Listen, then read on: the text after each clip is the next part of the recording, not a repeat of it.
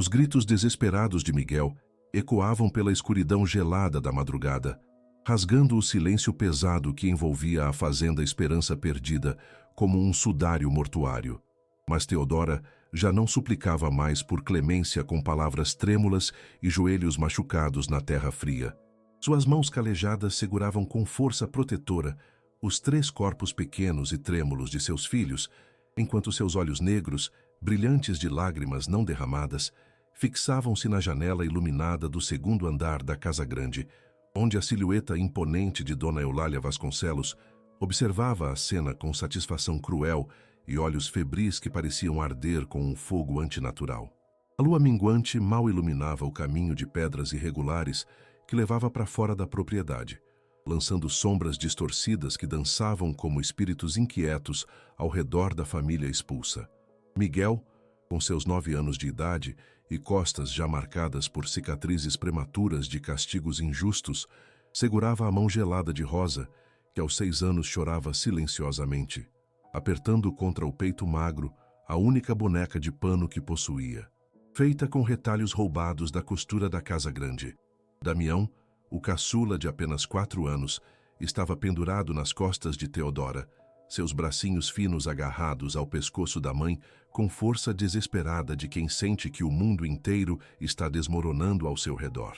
A cena que se desenrolava naquela madrugada fria de julho de 1862 não havia começado naquela noite maldita, mas 3 semanas antes, quando Dona Eulália, consumida por ciúmes paranoicos e alimentada por fofocas venenosas sussurradas pelas mucamas invejosas, convenceu-se de que Teodora estava enfeitiçando o coronel Baltazar com magias africanas aprendidas de sua avó curandeira. A verdade cruel e simples era que o coronel, cansado da frieza glacial de sua esposa e da ausência de afeto genuíno em seu casamento arranjado por conveniência financeira, buscava nos braços quentes de Teodora não apenas prazer carnal, mas uma humanidade e ternura que sua própria casa nunca oferecera.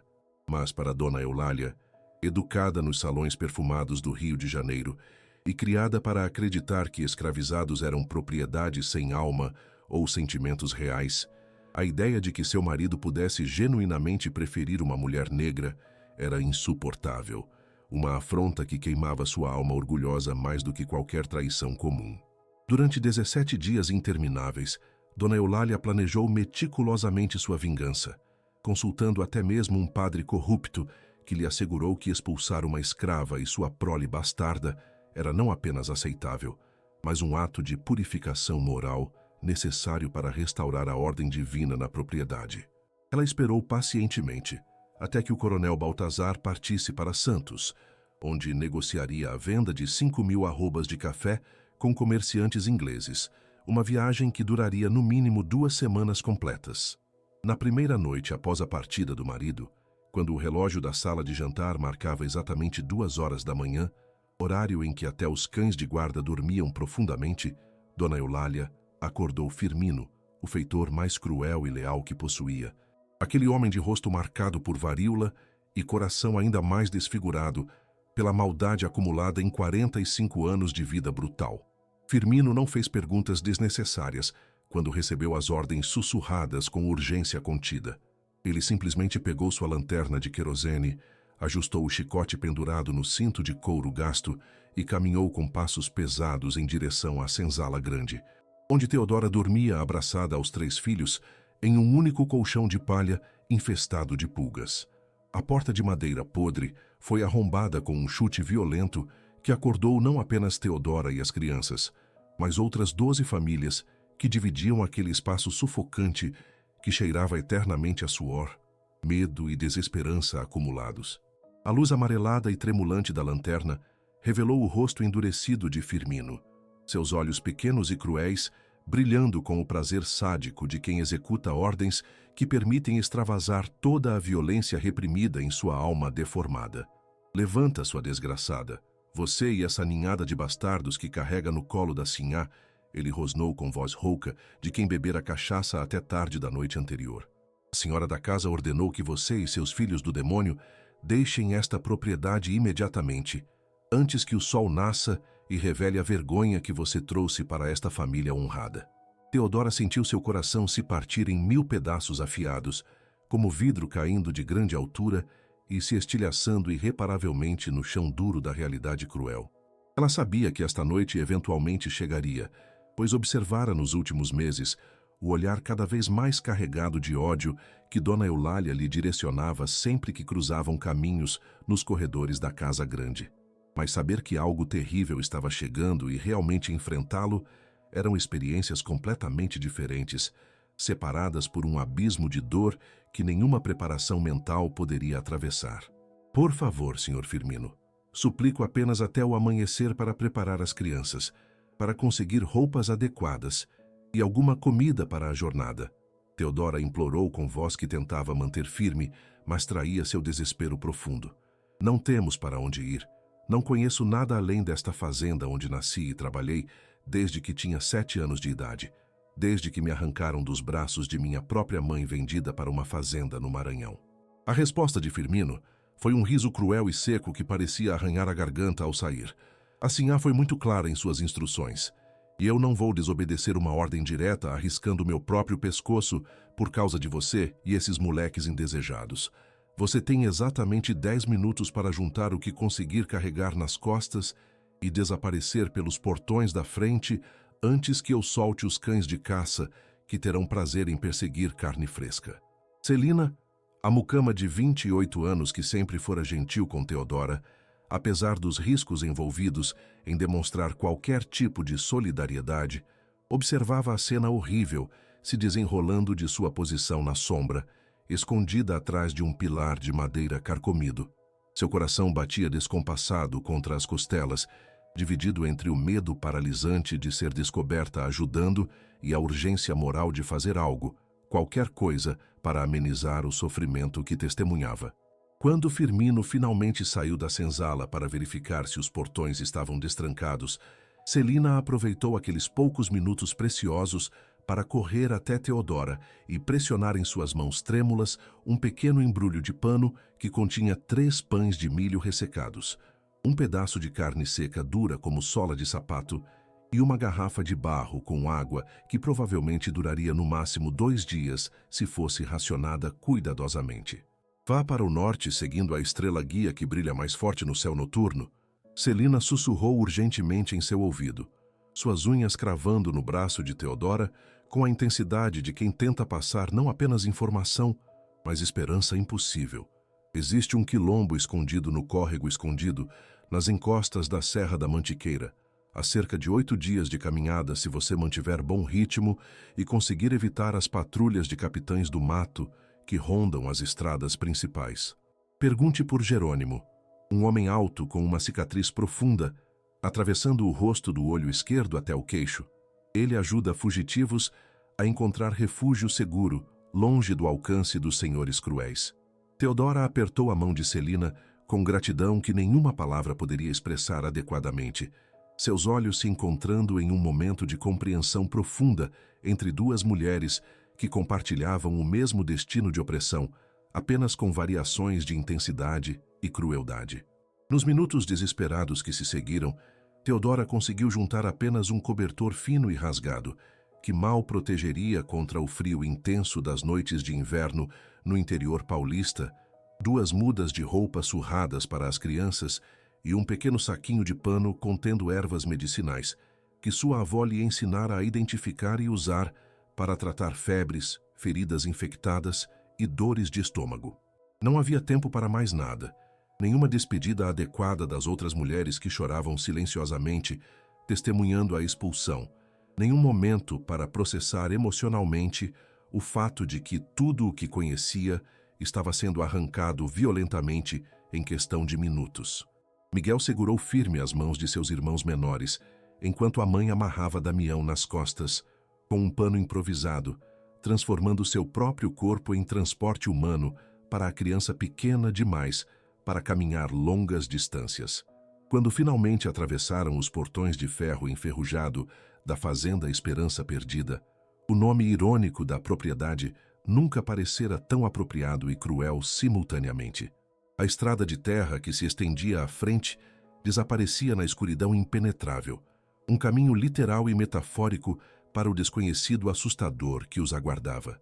Teodora parou por um momento no limite da propriedade e olhou para trás uma última vez, seus olhos encontrando a janela iluminada, onde Dona Eulália continuava observando com satisfação perversa, estampada em seu rosto pálido e angular. Naquele momento de ódio puro e cristalizado, Teodora sentiu algo estranho e poderoso despertar dentro de si, uma sensação que não conseguia nomear, mas que fazia seu sangue ferver e sua visão ficar momentaneamente turva.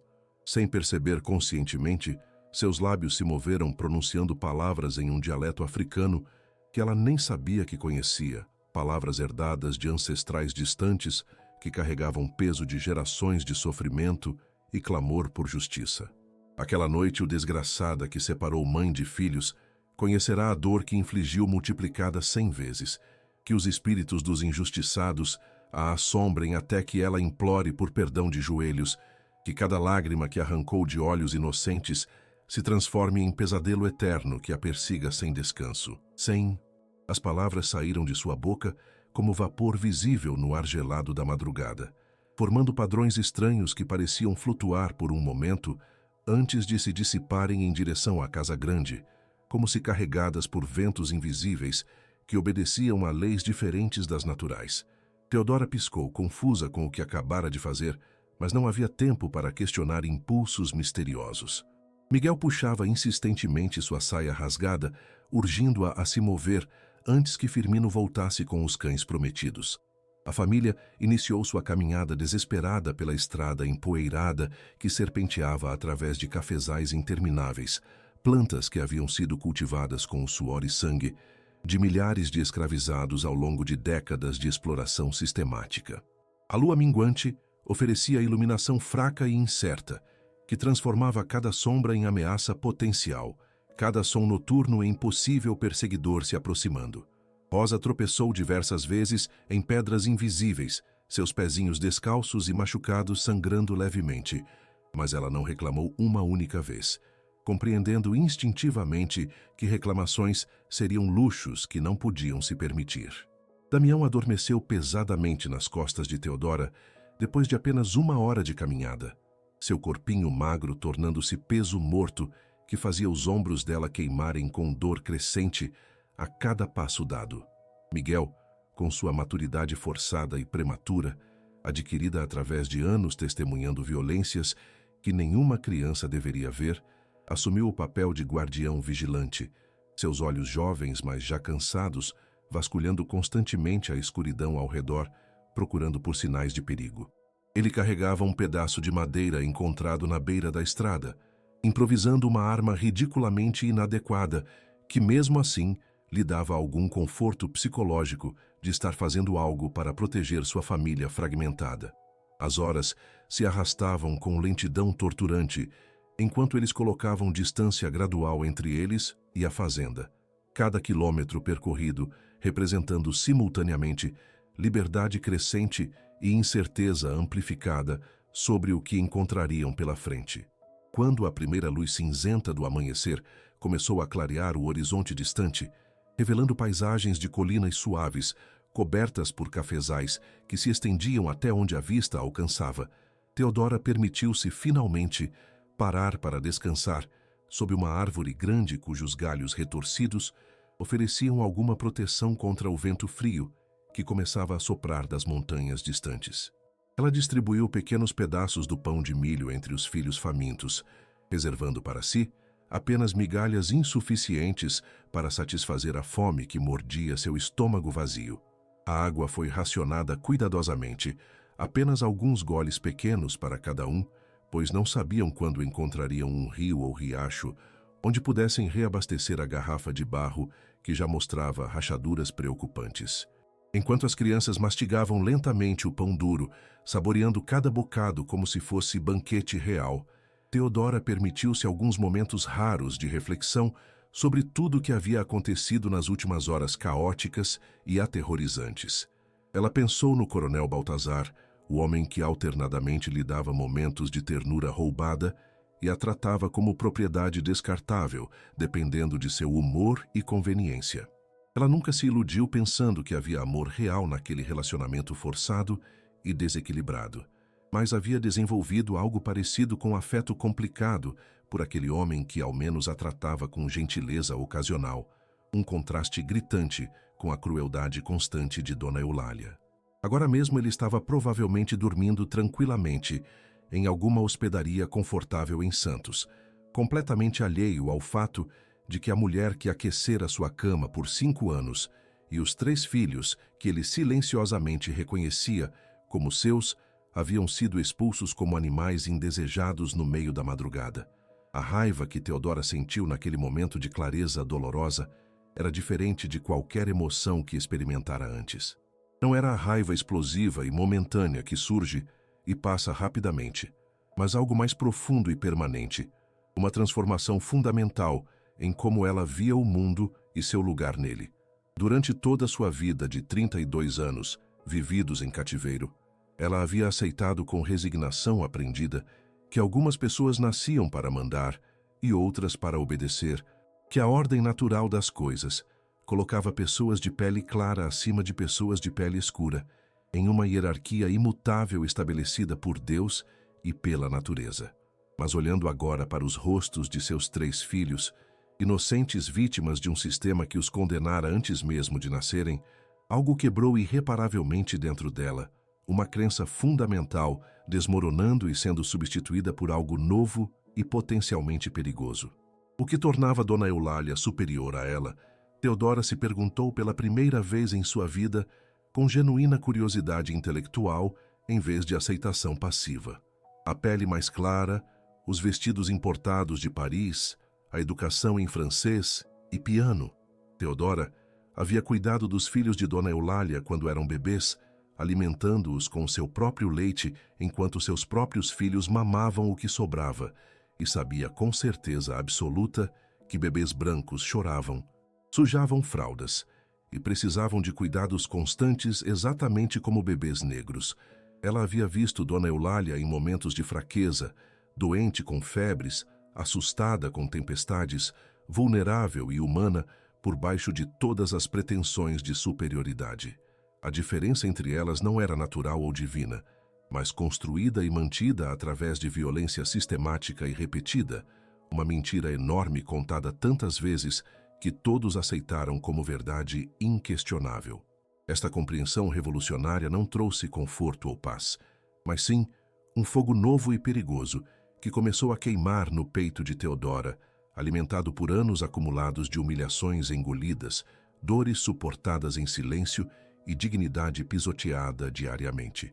Ela olhou para Miguel tentando parecer corajoso, mas com olhos traindo medo profundo, para Rosa segurando sua boneca de pano como se fosse a única coisa sólida em um mundo que desmoronava, para Damião ainda dormindo inocentemente alheio à gravidade de sua situação, e fez uma promessa silenciosa mas feroz.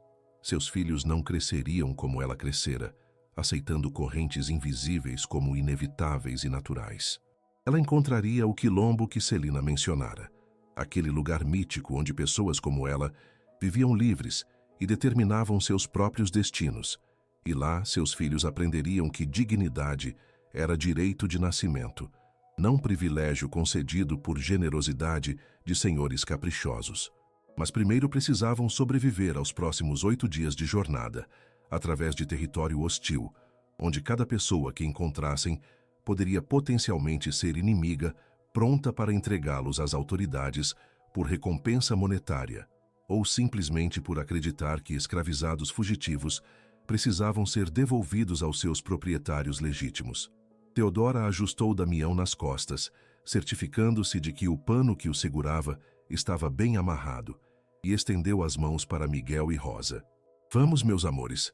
Ainda temos muitas léguas para percorrer antes do sol ficar muito quente e antes que os caminhos comecem a ficar movimentados com viajantes que poderiam fazer perguntas inconvenientes.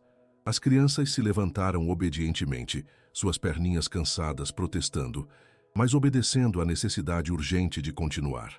Enquanto retomavam a caminhada pela estrada empoeirada, que subia gradualmente em direção às montanhas distantes, cujos picos ainda estavam envoltos em névoa matinal, Theodora não tinha como saber que atrás delas, na fazenda Esperança Perdida, Eventos estranhos e inexplicáveis já começavam a se manifestar. Dona Eulália, finalmente permitindo-se dormir após horas observando com satisfação a expulsão da rival odiada, despertou abruptamente com gritos aterrorizados que acordaram toda a casa grande. Seu quarto luxuoso, com móveis importados da França e cortinas de veludo carmesim, estava inexplicavelmente gelado apesar do fogo aceso na lareira, uma temperatura tão baixa que sua respiração formava vapor denso e sua pele ficara azulada. Mas o que a aterrorizava verdadeiramente não era o frio antinatural, mas a figura que ficava parada aos pés de sua cama de dossel, observando-a com olhos que pareciam queimar com luz fantasmagórica. A figura era de uma mulher idosa, vestida em roupas simples e gastas, seu rosto marcado por rugas profundas e olhos que carregavam acusação silenciosa, mas devastadora. Dona Eulália reconheceu imediatamente sua própria mãe, Dona Mercedes, que falecera 3 anos antes, após meses de doença debilitante, durante os quais Eulália a visitara apenas 2 vezes, considerando os lamentos da velha mulher moribunda como inconvenientes incômodos que atrapalhavam sua rotina social agitada. A aparição não falou uma única palavra, apenas observava com expressão de desapontamento profundo e tristeza infinita que cortava mais fundo do que qualquer acusação verbal poderia. Eulália tentou gritar novamente, mas descobriu que sua voz havia desaparecido completamente, presa em sua garganta, como se mãos invisíveis a estrangulassem gentilmente, mas firmemente. Quando finalmente conseguiu produzir som depois do que pareceram eternidades, mas provavelmente foram apenas segundos, a aparição desvaneceu-se como fumaça dispersada por vento súbito, deixando apenas o cheiro inconfundível de flores murchas e terra úmida de cemitério. Firmino e 2 mucamas assustadas invadiram o quarto em resposta aos gritos, encontrando Dona Eulália sentada na cama com lençóis encharcados de suor frio, tremendo incontrolavelmente e balbuciando incoerentemente sobre espíritos vingativos e maldições ancestrais.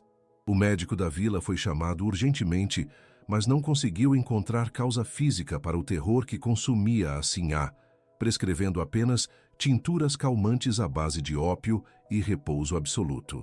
Mas Dona Eulália sabia com certeza absoluta que o que experimentara não fora pesadelo comum, induzido por má digestão ou nervosismo, mas algo muito mais sinistro e real. Ela lembrou-se do olhar que Theodora lhe dirigira antes de desaparecer na escuridão, um olhar carregado de ódio tão intenso que parecia ter substância física.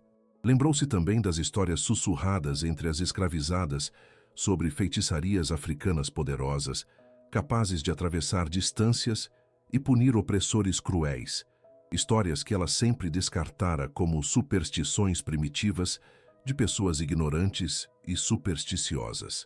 Agora, deitada em sua cama luxuosa, mas sentindo-se mais vulnerável do que jamais se sentira em toda sua vida privilegiada, Dona Eulália começou a questionar certezas que antes pareciam absolutas e inquestionáveis.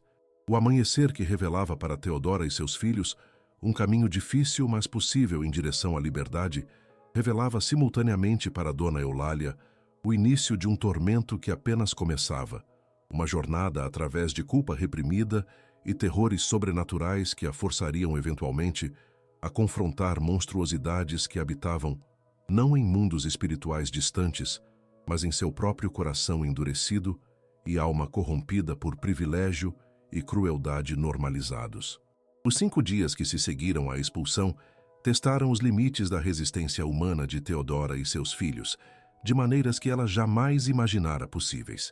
A jornada através do interior paulista revelou-se ainda mais brutal do que as advertências cautelosas de Celina haviam sugerido.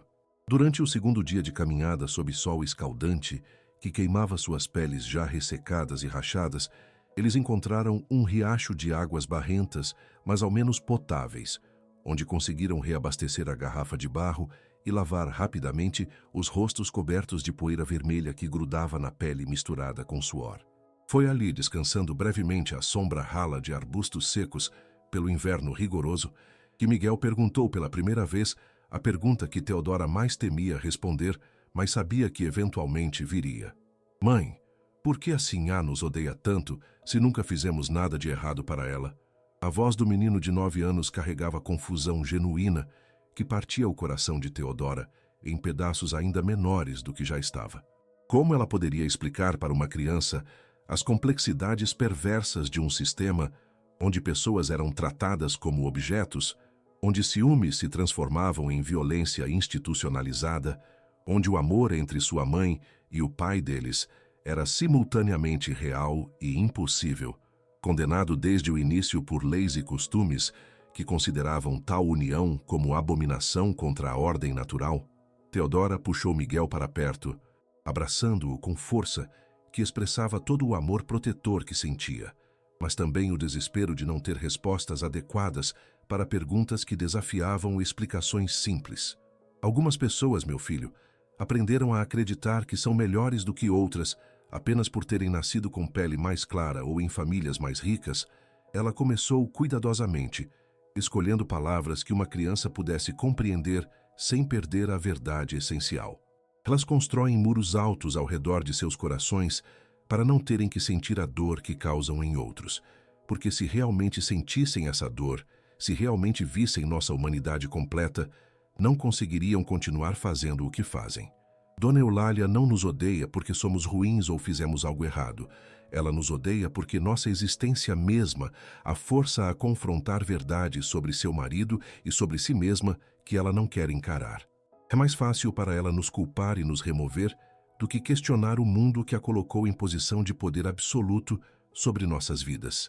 Rosa, ouvindo a conversa enquanto brincava distraidamente com sua boneca de pano já bastante deteriorada pela jornada, levantou seus olhos grandes e inocentes. Mas nós também temos corações que sentem dor, mãe, porque isso não importa para ela. A simplicidade devastadora da pergunta de uma criança de 6 anos expunha a crueldade fundamental do sistema com clareza que volumes inteiros de filosofia não conseguiriam. Theodora sentiu lágrimas finalmente escaparem de seus olhos cansados, deslizando lentamente pelas bochechas sujas. Importa, minha querida. Importa mais do que qualquer coisa no mundo. Mas algumas pessoas foram ensinadas a não ver nossa dor. Foram treinadas desde pequenas a ignorar gritos que não queriam ouvir, a justificar crueldades que beneficiam suas posições privilegiadas. Mas chegará um dia, e esse dia está chegando mais rápido do que elas imaginam, quando não poderão mais ignorar, quando serão forçadas a ver o que fizeram e responder por cada lágrima que causaram. A conversa foi interrompida abruptamente pelo som distante, mas inconfundível de cavalos galopando e vozes masculinas gritando ordens. Theodora sentiu seu sangue gelar nas veias, todos os instintos maternos de proteção disparando simultaneamente em alerta máximo. Ela agarrou as 2 crianças menores, gesticulou freneticamente para Miguel pegar o embrulho com suas poucas posses e correram juntos para dentro da mata fechada que margeava o riacho, escondendo-se atrás de um tronco caído coberto de musgo úmido e fungos parasitas. Através das folhagens densas, conseguiam ver parcialmente a estrada de terra por onde haviam passado apenas minutos antes. 3 cavaleiros surgiram no campo de visão, homens de aparência brutalmente eficiente que Theodora reconheceu imediatamente como capitães do mato. Aqueles caçadores profissionais de escravizados fugitivos que ganhavam recompensas generosas por cada captura bem-sucedida. O líder do grupo, um homem massivo com barba grisalha desgrenhada e cicatriz grotesca atravessando sua testa, desmontou do cavalo suado e examinou o chão empoeirado com olhos experientes de rastreador.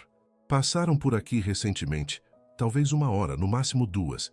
Ele anunciou para seus companheiros com voz áspera, como pedregulho raspando metal. Pegadas pequenas, pelo menos 2 crianças, e uma mulher carregando peso extra. Corresponde à descrição da fugitiva, que o coronel Baltazar está oferecendo 50 mil réis para recuperar viva e mais 30 pelos moleques que ela levou. O coração de Theodora bateu tão forte que ela temia que os homens pudessem ouvir o som de seu peito, explodindo de pânico. O coronel Baltazar havia retornado de Santos e descoberto sua ausência, e ao contrário do que ela esperara secretamente, ele não estava deixando passar, mas ativamente, oferecendo recompensas substanciais por sua captura. Um dos outros cavaleiros, homem mais jovem com olhos predatórios de falcão faminto, sorriu mostrando dentes amarelados e podres. 50.000 réis é recompensa generosa demais só para devolver propriedade fugitiva. Aposto que a negra aqueceu a cama do coronel e agora ele quer provar para a esposa que não tem sentimentos por ela, castigando-a publicamente como exemplo. Ele especulou com crueldade casual. O líder cuspiu no chão com desdém.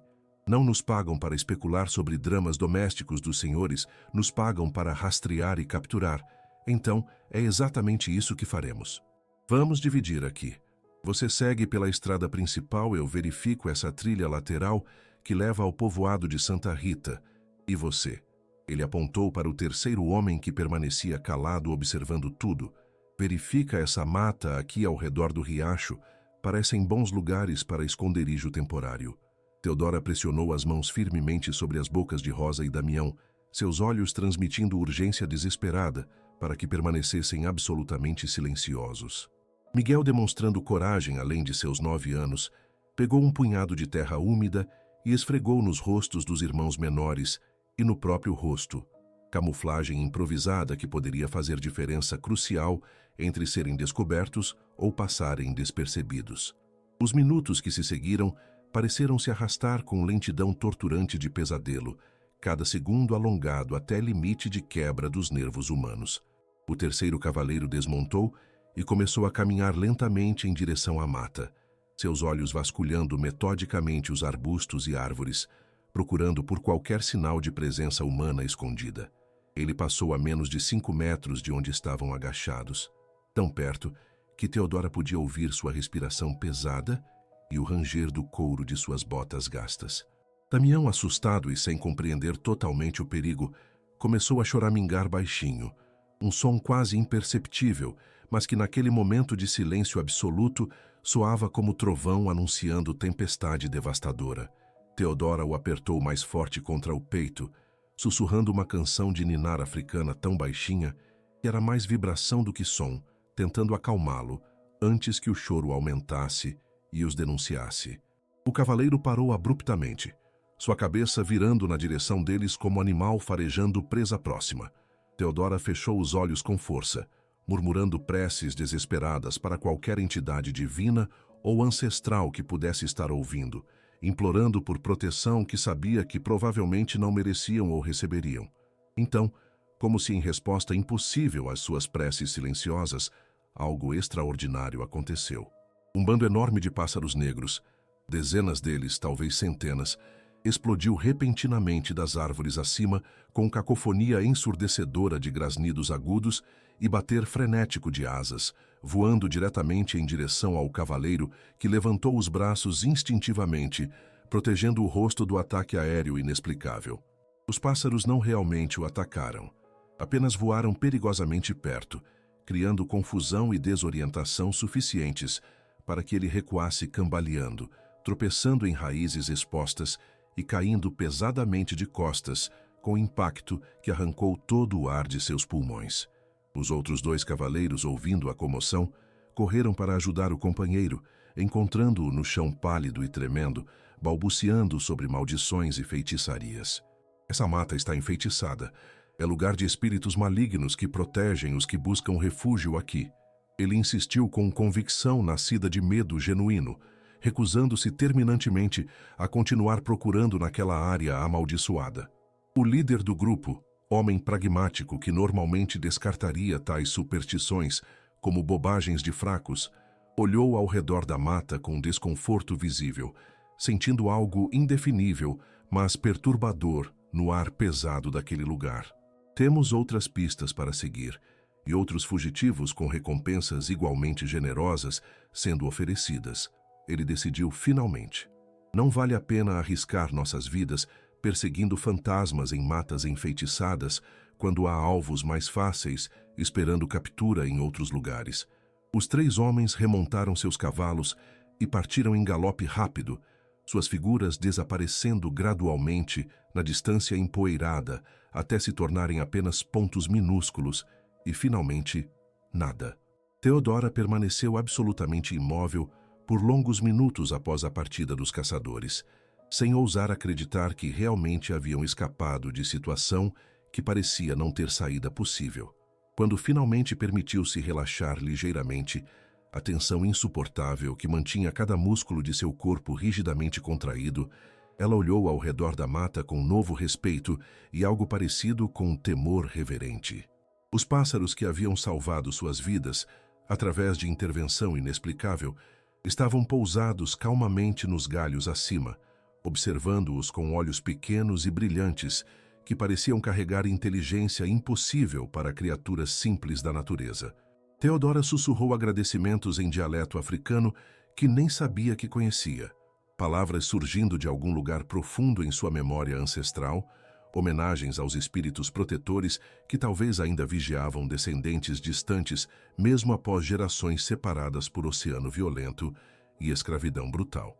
Naquela mesma manhã, a 320 quilômetros de distância na fazenda Esperança Perdida, Dona Eulália estava experimentando seu 5º dia consecutivo de tormento psicológico que ultrapassava qualquer coisa que sua mente racional educada em conventos franceses pudesse processar ou explicar.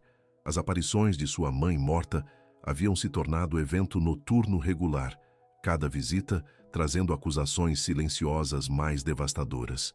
Mas agora, as manifestações sobrenaturais estavam se expandindo além dos limites de seu quarto luxuoso, invadindo cada canto da casa grande com persistência implacável.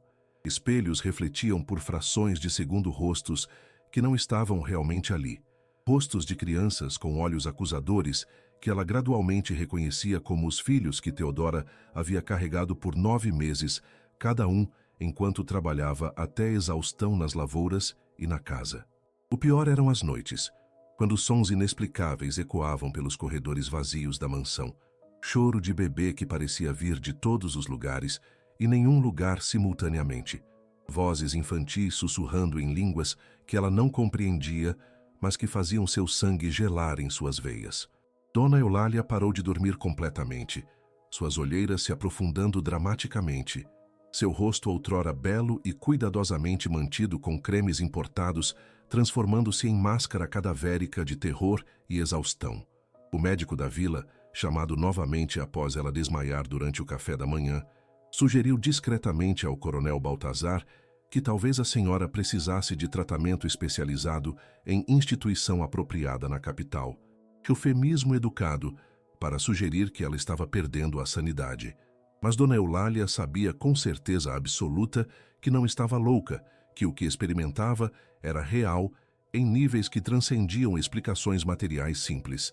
Em momento de clareza desesperada, ela chamou o padre Inácio, o pároco de 61 anos que servia a paróquia local há 3 décadas, homem conhecido por sua compaixão genuína e conhecimento de rituais de exorcismo raramente necessários, mas ocasionalmente requeridos. Quando o padre idoso chegou à fazenda e ouviu atentamente a confissão atormentada de Dona Eulália, seu rosto normalmente sereno ficou grave com preocupação profunda. "Minha filha", ele disse gentilmente, mas firmemente, segurando as mãos trêmulas dela entre as suas. "Os espíritos que você descreve não são demônios malignos buscando destruição gratuita, mas sim manifestações de culpa não resolvida e injustiças clamando por retificação." O padre Inácio havia visto situações similares antes em suas décadas de serviço pastoral, casos onde crueldades extremas cometidas contra inocentes pareciam criar perturbações no próprio tecido da realidade, como se o universo mesmo se rebelasse contra injustiças que violavam leis fundamentais mais profundas do que qualquer código legal humano. "Não posso simplesmente exorcizar esses espíritos com água benta e orações latinas", ele explicou com honestidade que poucos padres teriam coragem de admitir. "Você precisa fazer reparações reais pelas crueldades que cometeu, precisa buscar perdão, não através de penitências rituais vazias, mas através de ações concretas que restaurem equilíbrio moral que você perturbou tão violentamente. Encontre Theodora e seus filhos, garanta sua segurança e liberdade, e talvez, apenas talvez, os espíritos que a atormentam encontrem paz e a deixem em tranquilidade." As palavras do padre Inácio penetraram nas defesas psicológicas cuidadosamente construídas de Dona Eulália como lança, atravessando a armadura enferrujada, forçando-a a confrontar verdades que havia evitado sua vida inteira. Ela percebeu com clareza súbita e dolorosa que Theodora não era a vilã desta história. Não era a sedutora africana usando feitiçarias para roubar maridos de esposas legítimas, mas simplesmente uma mulher tentando sobreviver em sistema que lhe negava qualquer forma de agência ou proteção real. A verdadeira vilã, ela compreendeu com um horror crescente que revirava seu estômago. Estava refletida em cada espelho que evitava olhar, nos olhos enlouquecidos que encontrava quando finalmente se forçava a encarar seu próprio reflexo deteriorado. Foi essa realização devastadora que finalmente quebrou o orgulho monumental que havia definido toda a existência de Dona Eulália desde que tinha memória de si mesma. Ela caiu de joelhos diante do padre Inácio, lágrimas finalmente rompendo as barreiras que havia mantido rigidamente no lugar por décadas de condicionamento social que ensinava que senhoras de sociedade nunca demonstravam emoções descontroladas. Eu fui monstro, padre. Monstro pior do que qualquer criatura que assombra histórias de terror contadas para assustar crianças. Ela confessou com voz quebrando em soluços que sacudiam todo o seu corpo magro. Expulsei uma mãe e seus filhos inocentes na escuridão gelada da madrugada, condenando-os a sofrimento e possivelmente morte por causa de meu ciúme mesquinho e orgulho ferido. Como posso viver com consciência de ter feito algo tão imperdoavelmente cruel? Como posso respirar, sabendo que cada respiração que tomo é insulto à humanidade que neguei àquelas crianças inocentes? O padre Inácio ajudou-a gentilmente a se levantar, suas próprias lágrimas correndo silenciosamente por seu rosto enrugado, marcado por décadas, testemunhando misérias humanas, mas raramente vendo arrependimento tão genuíno e profundo. Reconhecer o mal que cometemos é primeiro passo essencial, mas apenas primeiro passo. Ele a instruiu com firmeza compassiva. Agora você deve agir, deve usar todos os recursos à sua disposição para encontrar Theodora e desfazer tanto quanto humanamente possível o dano que causou. E além disso, ele adicionou com intensidade que raramente empregava: você deve se tornar voz contra este sistema inteiro de escravidão que torna tais crueldades não apenas possíveis, mas rotineiras e aceitas como normais. Seu arrependimento individual é importante, mas transforma-se em verdadeira redenção apenas quando leva a mudanças que impedem que outros sofram como Theodora e seus filhos sofreram. Enquanto Dona Eulália absorvia as palavras transformadoras do padre Inácio, tomando decisões que mudariam não apenas seu próprio destino, mas o de dezenas de pessoas cujas vidas estavam entrelaçadas com a dela, Theodora e seus filhos haviam finalmente avistado as primeiras elevações da Serra da Mantiqueira no horizonte distante. A jornada dos últimos 6 dias havia sido mais brutal do que ela poderia ter imaginado em seus piores pesadelos. Os pés de Rosa estavam infectados com feridas abertas que supuravam pus amarelado. Miguel sofria de febre intermitente que o fazia tremer violentamente durante as noites geladas. E Damião havia perdido peso alarmante, seus ossinhos ficando cada vez mais proeminentes sob pele esticada demais. A comida que Celina providenciara havia acabado no 3º dia, forçando-os a sobreviver com frutas selvagens encontradas aleatoriamente, raízes desenterradas com esforço de terra dura e, em uma ocasião memorável e desesperada, larvas gordas extraídas de troncos podres que Theodora forçou-se a comer primeiro para demonstrar às crianças aterrorizadas que eram comestíveis e nutritivas, apesar da aparência repulsiva. A água tornou-se obsessão constante, cada riacho encontrado representando alívio temporário da sede que queimava gargantas ressecadas e rachadas. Theodora sabia que estavam se aproximando perigosamente dos limites da resistência humana, que mais alguns dias naquelas condições significariam quase certamente que ao menos uma das crianças não sobreviveria. Foi no 7º dia, quando o desespero estava começando a superar a esperança teimosa que a mantivera caminhando até aquele ponto, que encontraram o primeiro sinal de que o quilombo não era apenas lenda consoladora, mas realidade tangível. Um marcador discreto na trilha, 3 pedras empilhadas de maneira que parecia natural, mas que olhos treinados reconheceriam como sinal deliberado, Indicava direção para viajantes que soubessem procurar. Teodora seguiu a indicação por mais 2 horas de caminhada árdua, através de mata fechada, que arranhava suas pernas expostas e ameaçava engoli-los em vegetação densa, até que, finalmente, chegaram a uma clareira escondida, onde figuras humanas emergiam das sombras com movimentos cautelosos. O homem que se aproximou primeiro correspondia exatamente à descrição que Celina fornecera.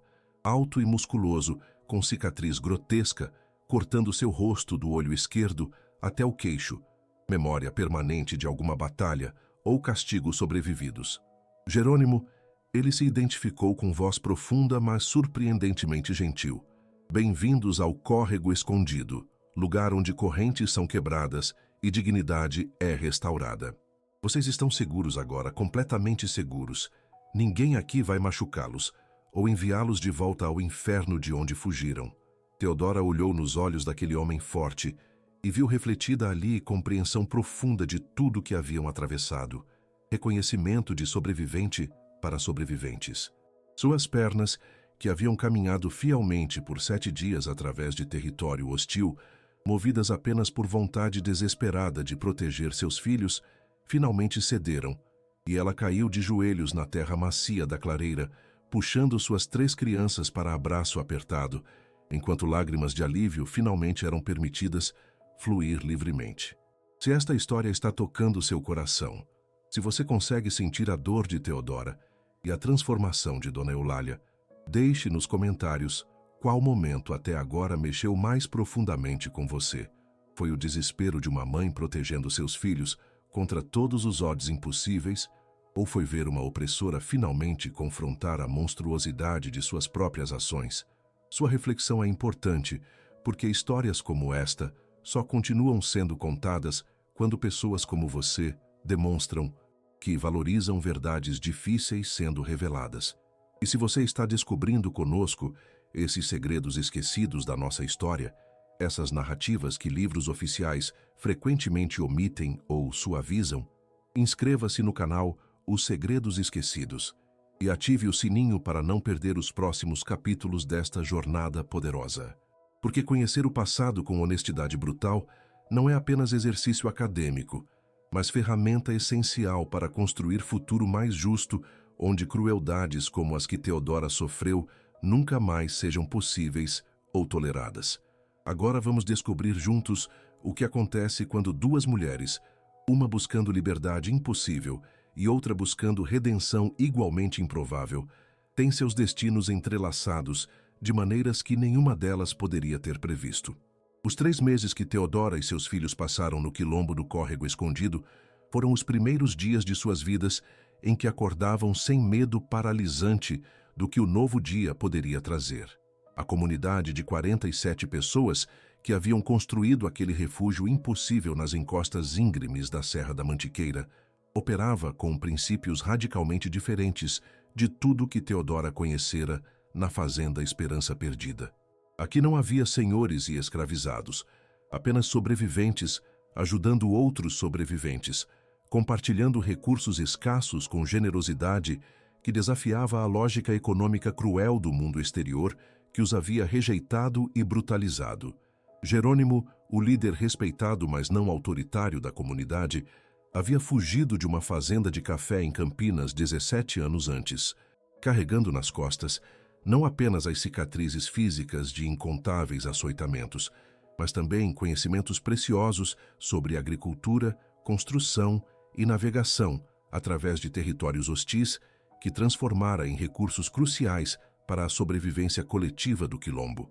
Ele ensinou Miguel técnicas de caça com armadilhas improvisadas, transformando o menino traumatizado de 9 anos em jovem confiante que contribuía ativamente para o sustento da comunidade. Rosa encontrou na velha Benedita, uma curandeira de 73 anos, que conhecia segredos ancestrais de ervas medicinais transmitidos através de gerações desde a África distante, uma avó adotiva que tratou suas feridas infectadas com ungüentos milagrosos e lhe ensinou canções em dialetos quase esquecidos que conectavam a menina a raízes culturais que a escravidão tentara erradicar sistematicamente. Damião, O caçula de 4 anos, que havia perdido peso alarmante durante a jornada desesperada, floresceu sob os cuidados coletivos de múltiplas mães e pais que o mimavam com carinho compensatório por todas as crueldades que testemunharam em suas próprias vidas. Pela primeira vez desde que conseguia formar memórias, o menino ria livremente, brincava sem supervisão nervosa constante, explorava o mundo ao seu redor com curiosidade natural de criança que deveria ser direito universal, mas era luxo raro para filhos de escravizados. Theodora observava seus 3 filhos se transformarem diante de seus olhos, como flores murchas renascendo após chuva generosa, e sentia gratidão tão profunda que frequentemente a deixava sem palavras adequadas para expressar a magnitude de suas emoções. Mas a paz precária do Quilombo estava constantemente ameaçada pela realidade brutal do mundo exterior que não tolerava a existência de comunidades livres de pessoas negras.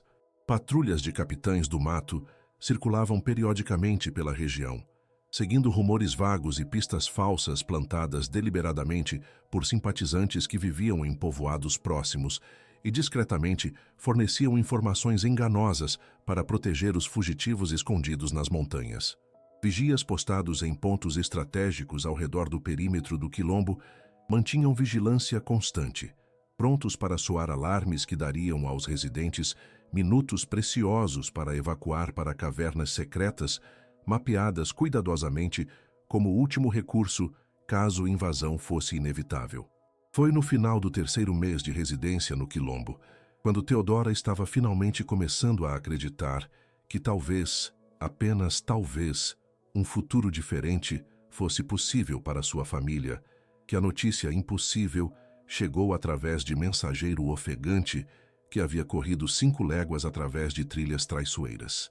Dona Eulália Vasconcelos, a sinhá cruel que os havia expulsado, condenando-os à morte quase certa, estava percorrendo pessoalmente a região, procurando desesperadamente por Theodora, não para capturá-la e devolvê-la ao cativeiro, como todos naturalmente assumiriam, mas para implorar perdão de joelhos e oferecer reparações que incluíam cartas de alforria, oficiais assinadas e reconhecidas em cartório para ela e seus 3 filhos, além de compensação financeira substancial que permitiria recomeço verdadeiramente independente onde escolhessem estabelecer-se.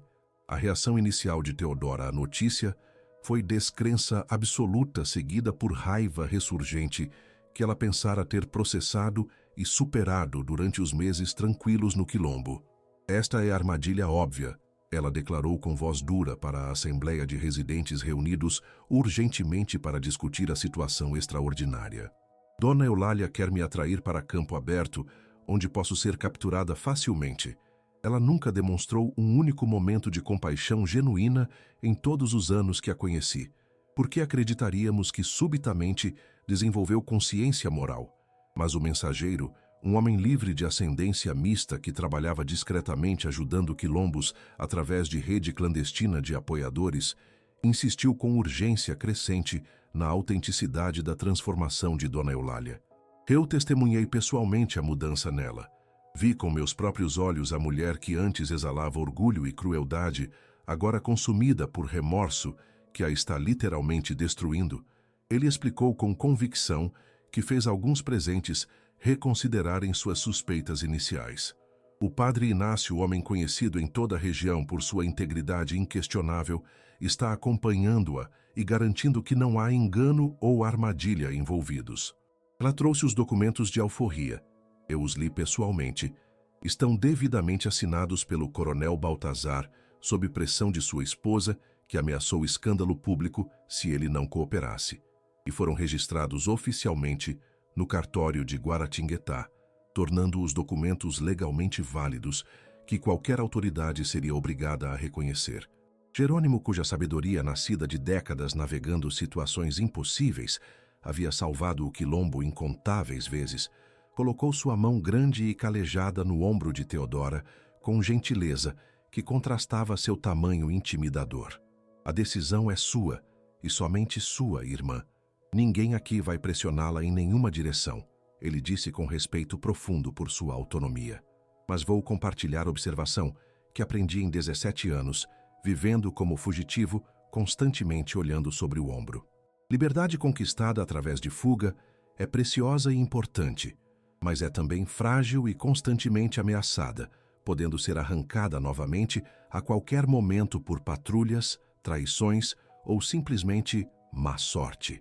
Liberdade garantida através de documentos legais reconhecidos pelo sistema é diferente.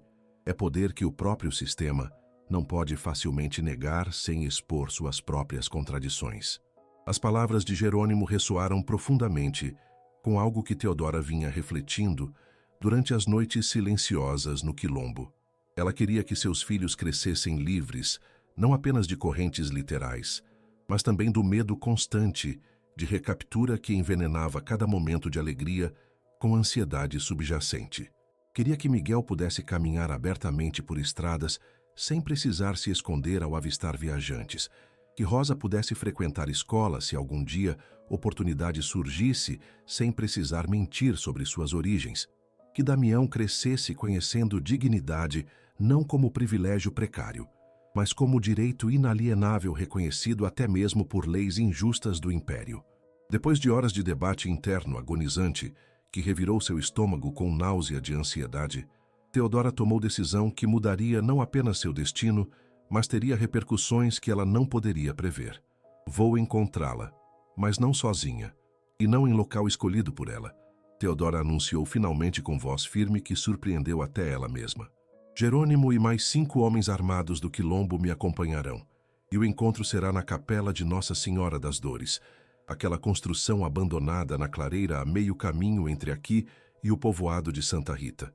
Lugar público o suficiente para testemunhas, mas isolado o suficiente para não atrair atenção indesejada das autoridades. E Padre Inácio deve estar presente como mediador e testemunha. Se Dona Eulália realmente está transformada como afirmam, ela aceitará estas condições sem hesitação. 2 dias depois, na manhã fria e enevoada que tornava a paisagem montanhosa ainda mais dramática e fantasmagórica, Teodora caminhou lentamente em direção à capela abandonada, seu coração batendo tão violentamente contra as costelas que ela temia que pudesse ser ouvido por todos ao redor. Jerônimo e seus 5 companheiros mantinham distância respeitosa mas vigilante, posicionados estrategicamente ao redor da clareira, com armas improvisadas, mas letais, prontas para uso instantâneo caso necessário. Através da névoa densa que se dissipava gradualmente sob calor crescente do sol nascente, Teodora viu a figura solitária de uma mulher ajoelhada na frente da capela em ruínas, sua postura corporal irradiando derrota e vulnerabilidade que contrastava absolutamente com a postura imperial e dominadora que Teodora recordava tão vividamente. Quando finalmente ficaram frente a frente, separadas apenas por 3 metros de distância, que pareciam representar quilômetros de história dolorosa e abismos morais quase intransponíveis, Teodora quase não reconheceu a mulher destroçada diante dela como a sinhá cruel que havia sido objeto de tanto medo e ódio. Dona Eulália havia envelhecido aparentemente 2 décadas em apenas 3 meses. Seu rosto outrora cuidadosamente mantido com produtos importados, agora marcado por olheiras profundas e rugas que pareciam ter sido esculpidas por sofrimento concentrado. Seus olhos que brilhavam com arrogância, agora opacos e vermelhos de choro constante. Seu corpo, que sempre mantivera a postura perfeita de dama educada, agora curvado, como se carregasse peso físico impossível de suportar. Teodora, Dona Eulália começou com voz quebrada que mal conseguia formar palavras coerentes, através de soluços que sacudiam todo o seu corpo magro. Não ouso pedir seu perdão, porque sei que não mereço e que nenhuma quantidade de remorso pode desfazer o mal aterrorizante que cometi contra você e seus filhos inocentes.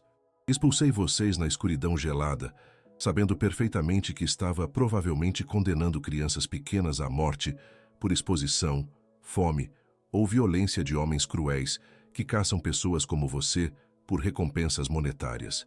Fiz isso não porque vocês fizeram algo errado, mas porque meu orgulho ferido e ciúmes mesquinhos eram mais importantes para mim do que vidas humanas que eu havia sido ensinada a vida inteira a considerar como menos valiosas que animais de estimação. As lágrimas escorriam livremente pelo rosto destruído de Dona Eulália, caindo no chão empoeirado da clareira, como chuva pesada após seca prolongada. Desde aquela noite maldita, fui atormentada por visões que só posso descrever como manifestações de culpa materializada ou justiça divina punindo monstruosidade que cometi. Ela continuou com intensidade desesperada de quem precisa confessar antes que seja tarde demais. Vi minha própria mãe, que negligenciei cruelmente em seus últimos meses de vida, observando-me com olhos cheios de desapontamento que cortavam mais profundo que qualquer acusação verbal. Vi os rostos de seus filhos, aquelas crianças inocentes que condeni sem pensamento ou hesitação, me perseguindo em cada sombra e reflexo. Padre Inácio me ajudou a compreender que esses tormentos não eram maldições externas, mas manifestações do meu próprio coração, finalmente forçado a confrontar verdades que havia evitado vida inteira. Teodora ouviu em silêncio absoluto, seu rosto uma máscara impenetrável que não revelava o turbilhão de emoções conflitantes rasgando seu interior. Parte dela queria rejeitar esse arrependimento como performance calculada, teatro destinado a aliviar consciência culpada sem exigir mudanças reais ou sacrifícios significativos. Mas outra parte, a parte que havia sido transformada pelos 3 meses no quilombo, aprendendo que humanidade compartilhada era mais forte que divisões impostas artificialmente, reconhecia a autenticidade no sofrimento de Dona Eulália, via reflexo de sua própria jornada, através de dor em direção à compreensão mais profunda de realidades complexas. Padre Inácio, que havia observado o encontro em silêncio respeitoso, permitindo que as 2 mulheres navegassem este momento extraordinário em seus próprios termos, finalmente se aproximou carregando pasta de couro desgastado. Com permissão de ambas, gostaria de formalizar a razão prática que nos trouxe aqui, embora reconheça que questões espirituais e emocionais são igualmente importantes, ele disse com gentileza pastoral desenvolvida através de décadas consolando aflitos e confrontando opressores. Dona Eulália trouxe documentos de alforria legal e reconhecidos oficialmente em cartório, garantindo liberdade permanente e inquestionável para Teodora, Miguel de 9 anos, Rosa de 6 anos e Damião de 4 anos, juntamente com compensação financeira de R$300 mil, que representa valor substancial suficiente para estabelecer vida independente e digna. As mãos trêmulas de Dona Eulália estenderam os documentos cuidadosamente preparados para Teodora, e os pegou com cautela de quem manuseia objetos potencialmente perigosos, apesar de aparência inofensiva. Padre Inácio explicou pacientemente cada cláusula e termo legal, assegurando que Teodora compreendesse plenamente que estes documentos a transformavam oficialmente de propriedade humana em pessoa livre reconhecida por lei imperial, com todos os direitos limitados mas reais que tal status conferia. A compensação financeira foi contada cuidadosamente na presença de testemunhas, moedas de ouro e prata, somando exatamente R$300 mil, conforme prometido. Fortuna considerável que representava anos de salários para trabalhadores livres comuns. Mas há mais que preciso oferecer além de documentos e dinheiro. Dona Eulália continuou com urgência crescente quando ficou claro que a transação formal estava se aproximando de conclusão.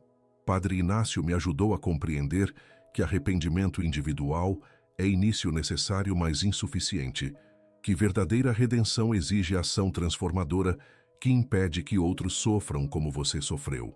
Por isso, com apoio relutante mas eventual do coronel Baltazar, que finalmente compreendeu que estava do lado errado da história, estamos iniciando o processo de libertação gradual de todos os escravizados da Fazenda Esperança Perdida ao longo dos próximos 5 anos, começando com crianças menores de 10 anos e idosos acima de 50, seguidos por famílias com filhos pequenos, até eventualmente libertar todos.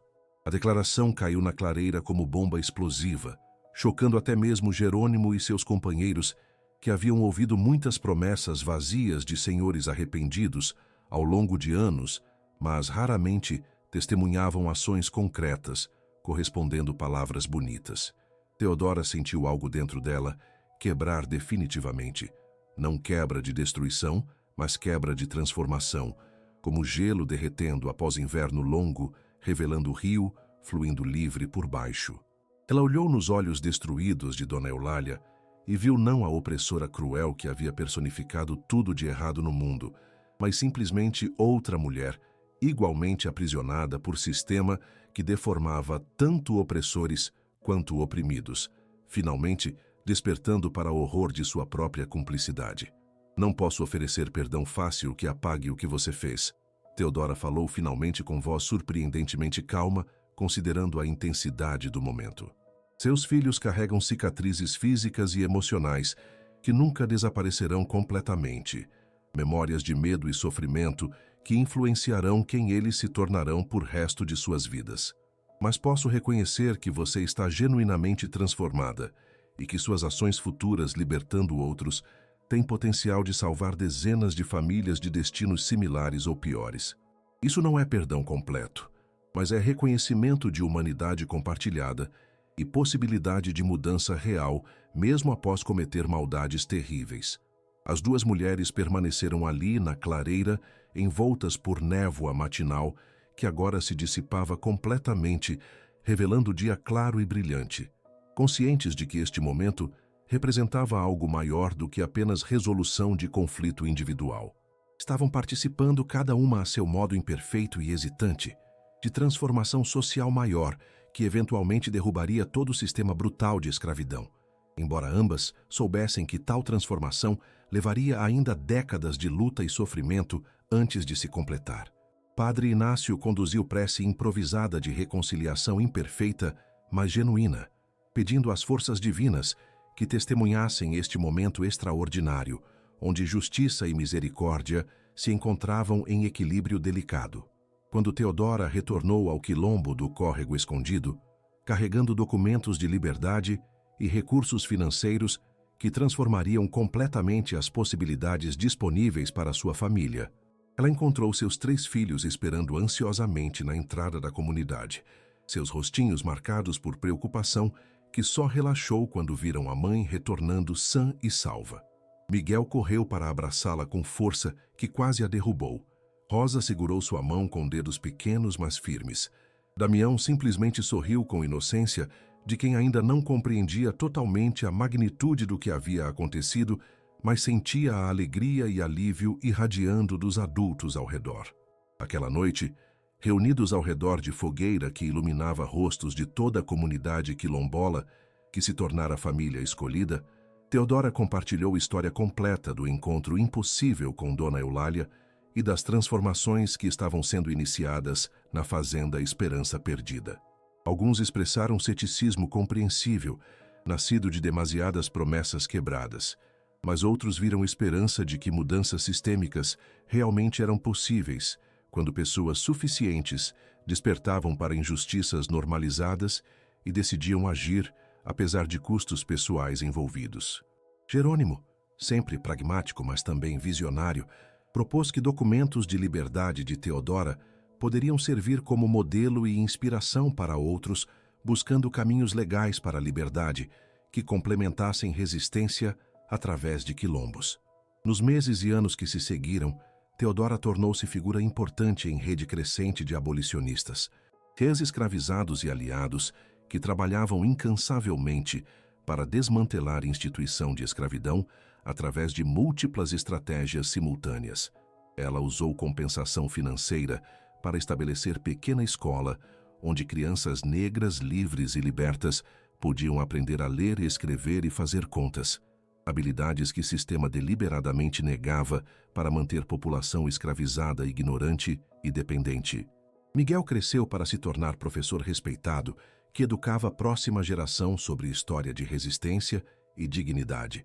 Rosa tornou-se curandeira, combinando conhecimentos africanos ancestrais com medicina moderna emergente. Damião desenvolveu talento extraordinário para a marcenaria, construindo móveis belos que vendiam em mercados regionais, estabelecendo prosperidade independente. Dona Eulália cumpriu sua promessa aparentemente impossível, supervisionando pessoalmente libertação gradual de todos os 143 escravizados da Fazenda Esperança Perdida ao longo de 7 anos, processo mais lento do que originalmente prometido, mas eventualmente completado, com a ajuda financeira de outros fazendeiros progressistas que ela convenceu através de combinação de argumentos morais e econômicos.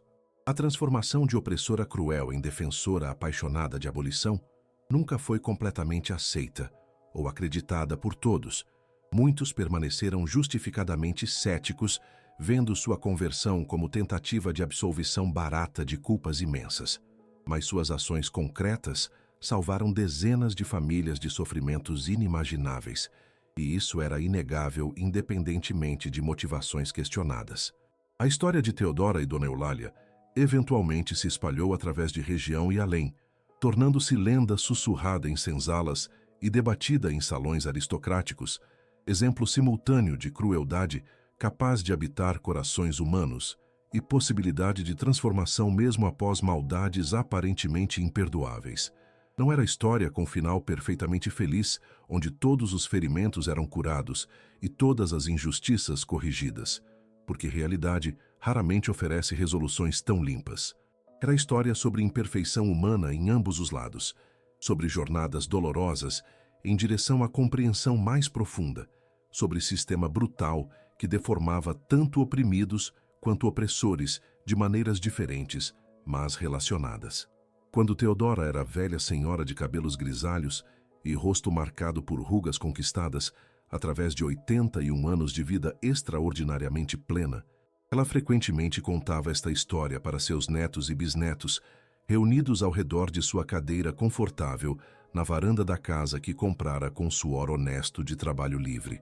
Ela enfatizava sempre que perdão não significa esquecer ou minimizar crueldades sofridas, mas reconhecer humanidade compartilhada e possibilidade de mudança mesmo em pessoas que cometeram maldades terríveis. Enfatizava também que transformação social não acontece através de atos heróicos individuais isolados, mas através de milhares de ações pequenas e persistentes por pessoas comuns recusando-se a aceitar injustiças como inevitáveis ou naturais. A Capela de Nossa Senhora das Dores, onde ocorreu o encontro transformador entre opressora e oprimida, eventualmente foi restaurada e transformada em memorial dedicado a todas as vítimas de escravidão na região. Com placa de bronze, contando versão resumida da história de Theodora e Dona Eulália, como lembrete permanente de que mudança é possível, mas exige coragem extraordinária de confrontar verdades desconfortáveis sobre sistemas que beneficiam alguns às custas de sofrimento inimaginável de outros. E nas noites de lua cheia, moradores locais às vezes juravam ver duas figuras femininas conversando tranquilamente no jardim da capela, uma negra e uma branca, suas diferenças ainda visíveis, mas não mais definindo completamente quem eram ou como se relacionavam. Se você chegou até aqui nesta jornada emocionalmente intensa, através de capítulo esquecido de nossa história, queremos ouvir de você. Comente abaixo de onde você está nos assistindo. Qual cidade, qual país? Porque estas histórias pertencem a todos nós, independentemente de fronteiras geográficas. Compartilhe também o que você aprendeu ou sentiu ao acompanhar a transformação de Theodora de vítima, a sobrevivente à defensora, e a evolução igualmente extraordinária de Dona Eulália de opressora cruel, a abolicionista arrependida. Gostou deste vídeo que mergulhou profundamente em verdades desconfortáveis mas essenciais sobre nosso passado coletivo? Então inscreva-se no canal Os Segredos Esquecidos e ative o sininho para não perder nossas próximas histórias que continuam revelando narrativas silenciadas que livros oficiais frequentemente omitem ou suavizam. Porque conhecer história com honestidade brutal não é apenas exercício acadêmico, mas ferramenta fundamental para construir futuro onde dignidade humana é direito universal, reconhecido e protegido, não privilégio concedido arbitrariamente por alguns a outros. Sua presença aqui, seu engajamento com estas histórias difíceis, sua disposição de confrontar verdades desconfortáveis, tudo isso contribui para a transformação cultural que ainda está acontecendo, ainda está incompleta, ainda precisa de vozes como a sua para continuar avançando. Obrigado por estar conosco nesta jornada, através dos segredos esquecidos que recusam permanecer enterrados. através das memórias que insistem em ser honradas, através das lições que o passado continua oferecendo para quem tem coragem de realmente escutar.